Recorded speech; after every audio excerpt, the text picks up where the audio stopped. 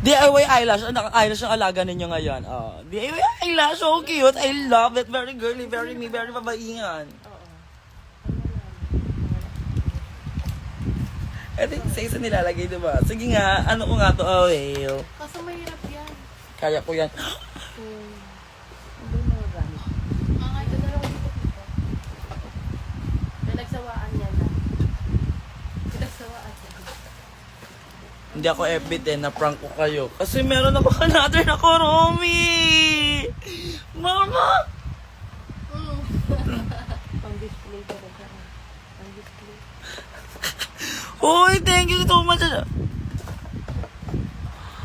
Maganda daw ba si Taylor Swift? Ubod. Sakto lang. Ay, sakto lang daw. Hi, Romero, my friend. Na-prank ko kayo. Kala nyo ebitin ako kanya, it's right there. And I also have, ano to? Bench Beauty, color violet na ano to, parang gel.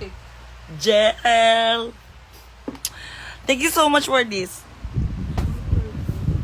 Ay, wala ako. Saktuhan lang daw.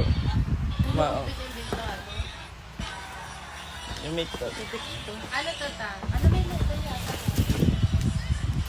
Uy, may nagregalo na naman sa atin na Shein. Ano to? Hindi, ayan ang hinahanap ko kung inaano kong kulang dami. Ay, okay.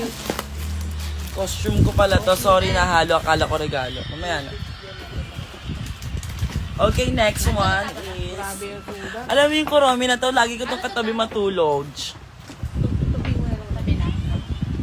Uy, nakasanta hat ako. Ibig sabihin na mamas ko ako, ha? Ang sugat sa may... Over. Oo, ano?